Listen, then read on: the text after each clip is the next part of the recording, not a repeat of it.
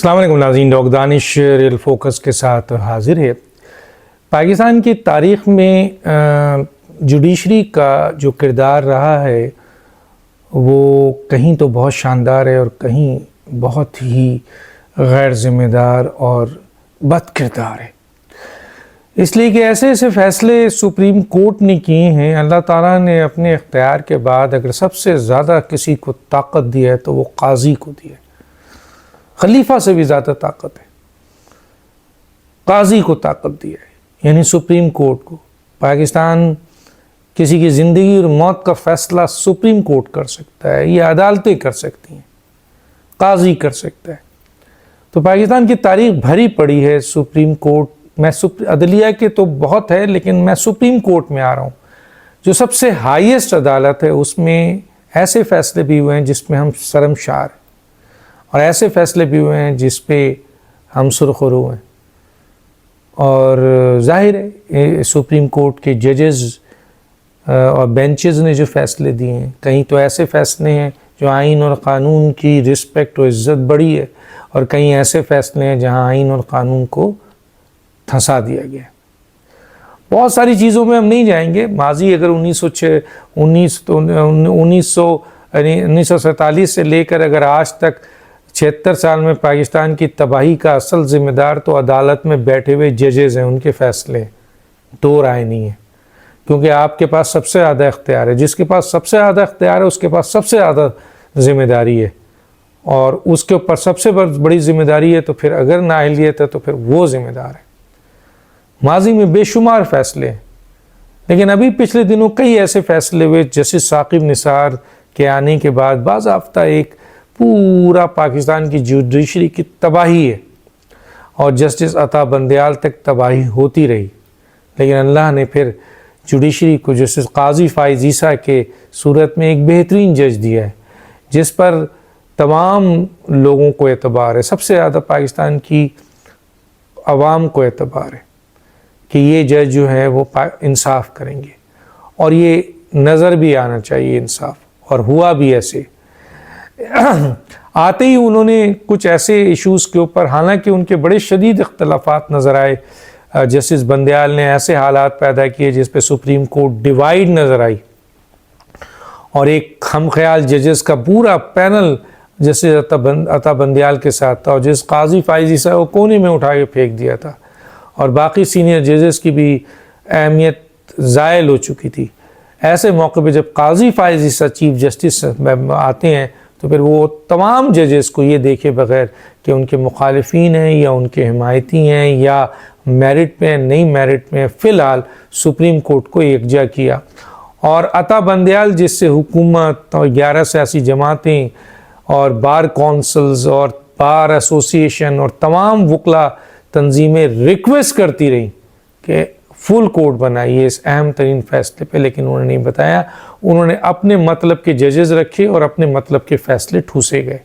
قاضی فائز عیسیٰ نے آتے ہی ایک اہم ترین کیس جو پریکٹس اینڈ پروسیجر کا کیس تھا، اس کے اوپر فل کورٹ بنا دیا، یہ سوچے بغیر کہ اس میں بیشتر ججز عطا بندیال کے سپورٹر ہیں، اور یقیناً فیصلہ کچھ بھی آ سکتا ہے، لیکن انہوں نے اس کا فیصلہ نہیں، انہوں نے کہا فل کورٹ بنائیں، اور فل کورٹ کی ڈیمانڈ بار کونسلز کی تھی، بار ایسوسیشن کی بھی تھی، اور عوام کی بھی تھی۔ چنانچہ لائیو دکھایا گیا، بڑی کامیابی کی بات ہے، ایک فل کورٹ ہوا، پریکٹس اینڈ پروسیجر کے اوپر جو ہے وہ آپ کے ڈسکس کیا گیا اس کیس کو، اور اس کا فیصلہ کل آیا، اور وہ فیصلہ کئی لحاظ سے بڑا احسن، بڑا اہم ترین فیصلہ ہے۔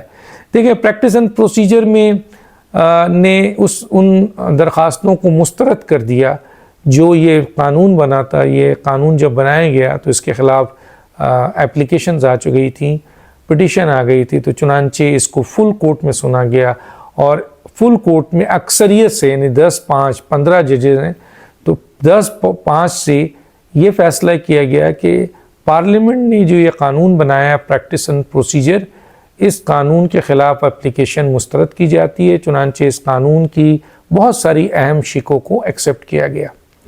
اب اس کے اوپر شور مچا کہ جناب سپریم کورٹ نے پارلیمنٹ کی بالادستی یا پارلیمنٹ کے اختیار کو ایکسیپٹ کر لیا. دیکھیں پارلیمنٹ کا اختیار جو ہے وہ قانون یعنی قانون بنانا ہے، قانون سازی کرنا ہے، اس میں دو رائے نہیں. اور یہ اختیار ان کو سپریم کورٹ نے نہیں دیا، یہ اختیار ان کو آئین نے دیا ہے. اور آئین کے آرٹیکل 238 239 میں پارلیمنٹ کو کہا گیا ہے کہ آپ قانون سازی کر سکتے ہیں. اور کس طرح قانون سازی کر سکتے ہیں؟ سمپل میجورٹی کہاں ہوگی اور آپ کے 2/3 میجورٹی کہاں اس کی ضرورت ہوگی. لیکن یہ بھی بتایا ہے کہ پارلیمنٹ مدر پدر آزاد نہیں ہے، جو چاہے فیصلہ کر دے. جس طرح پارلیمنٹ فنڈامنٹل رائٹس کے خلاف قانون سازی نہیں کر سکتی، اسلامک پروویژن کے خلاف نہیں کر سکتی، بیسک اسٹرکچر کے خلاف نہیں کر سکتی، پرسنل اسپیسیفک قانون کے کو جو ہے وہ آپ کے سپورٹ نہیں کر سکتی. تو پریکٹس اینڈ پروسیجر قانون جو ہے وہ ایک ایسا نظر آ رہا تھا کہ یہ تاثر یہ آ رہا تھا کہ یہ پرسنل اسپیسیفک ہے. چنانچہ اس کے اوپر ڈسکشن ہوا اور اس بات پہ جو ہے وہ 10 اور 5 سے سپریم کورٹ نے کہا نہیں، یہ قانون جو بنایا ہے پارلیمنٹ میں یہ اس کو اختیار تھا. اب لوگ چیخ رہے ہیں، چلا رہے ہیں جی پارلیمنٹ کی بالادستی قبول کر لی گئی، پارلیمنٹ کی قانون سازی کرنے کی نہیں. ابھی قانون اگر پارلیمنٹ کوئی ایسا بنا دے جو آئین سے تصادم ہو، جو آئین کے آرٹیکل سے تصادم ہو، تو یہی سپریم کورٹ اس پارلیمنٹ کے اس قانون کو نلیفائڈ کر دے گی. تو اس پروسیجر پریکٹس سے یہ تاثر نہیں آتا ہے کہ جی پارلیمنٹ مدر پدر آزاد ہے، جو چاہے قانون سازی کرے. نہیں، قانون بنانے کا ان کو اختیار ہے، لیکن وہ قانون جو آئین سے تصادم ہوگا، آئین کے آرٹیکل سے تصادم کرے گا، سپریم کورٹ اس کو اٹھا کے پھینک دے گی.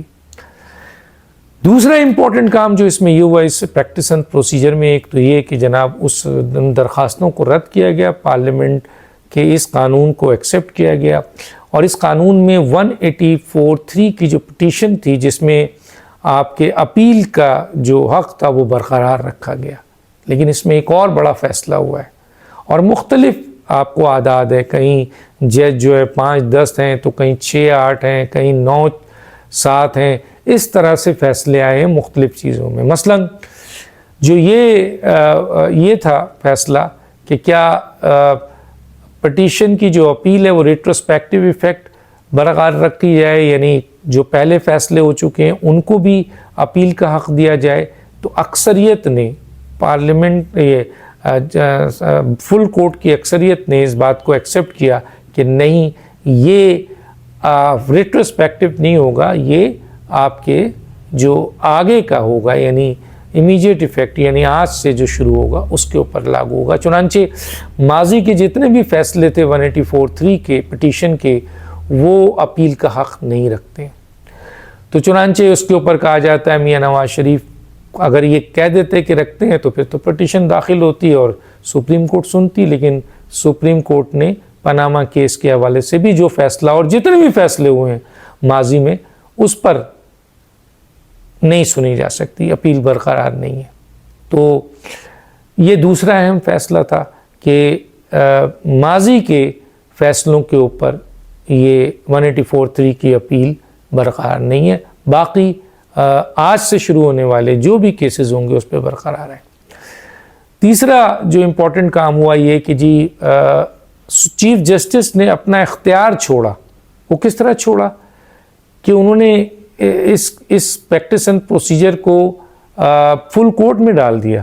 وہ چاہتے تو اپنے مطلب کے 2 جج لے کے عطا بندیال کے ساتھ طرح اس فیصلے کو اپنے حق میں کر سکتے تھے، ریجیکٹ کر دے، ایکسیپٹ کر لیتے اس اپلیکیشن کو اور اس میں یہ ڈال دیتے کہ جناب چیف جسٹس سارا فیصلہ کر سکتا ہے، جیسے کہ جسٹس بندیال کر رہے تھے. انہوں نے فل کورٹ میں ڈالا اور فل کورٹ نے ڈیسائیڈ کیا کہ چیف جسٹس نہیں بلکہ 3 رکنی سینئر جج، جس میں چیف جسٹس بھی شامل ہوں گے، 3 سینئر موسٹ سپریم کورٹ کے ججز فیصلہ لیں گے اس کے حوالے سے 184(3) کے اور بینچ بنانے کے حوالے سے. چنانچہ چیف جسٹس نے ایک بہت بڑا اپنا اختیار دیا. اور آپ کانسٹیٹیوشن کو جو پڑھیں گے وہاں پر چیف جسٹس کو نہیں مخاطب کیا گیا، سپریم کورٹ. تو چنانچہ ایک شخص نے اپنے اختیار کو، قاضی فائز عیسیٰ نے اپنے اختیار کو سپریم کورٹ کے حوالے کر دیا. تو یہ بھی بہت بڑا کام ہے. اور ایک اور بہت بڑا کام ہوا ہے، جو بہت بڑا کام ہے، وہ یہ ہے کہ عام آدمی کی پٹیشن تو سنی نہیں جاتی تھی، عام آدمی کی پٹیشن کو ویلیو نہیں دی جاتی تھی۔ عمران خان ہو یا شرافیہ ہو، بڑے بڑے سیاستدان ہوں، ان کی پٹیشن فوراً کھل جاتی تھی، فیصلے آ جاتے تھے۔ عام آدمی جو پٹیشن دے کے بیٹھا ہوا ہے اس کی سنی نہیں جاتی تھی۔ تو یہ فیصلہ بھی آ گیا کہ عام آدمی کی وہ پٹیشن جو فوری فیصلہ طلب ہو، یعنی ایسا فیصلہ، ایسی پٹیشن جس کا فیصلہ اگر ڈیلے ہو گیا تو پھر اس کیس کی اہمیت ختم ہو جائے گی، اس کیس کی ویلیو ختم ہو جائے گی، اس واقعے کی اہمیت ختم ہو جائے گی۔ تو فوری طلب جو عام آدمی کا کیس ہے وہ 14 دن کے اندر اندر اس کو سنا جائے گا۔ یہ ایک بہت بڑا فیصلہ ہے، اور اس فیصلے کے تحت یقیناً عدالت سرخرو ہوئی ہے، اور امید کی جاتی ہے کہ جسٹس قاضی فائز عیسیٰ کی سربراہی میں سپریم کورٹ ایک بہتر راستہ تعین کرے گی انصاف کا، میرٹ کا، اور اپنے اندر جو ان کے احتساب کی ضرورت ہے، جس کے کیسز سپریم جوڈیشل کونسلز میں ریفرنسز پڑے ہوئے ہیں، یقیناً عوام، قوم، بار کونسل، بار ایسوسیشن انتظار میں ہے کہ supreme court supreme judicial council کا اجلاس بلا کے ان کیسز کا بھی فیصلہ کرے۔ تو اگدانش کو یاد دیجیے۔ اللہ حافظ۔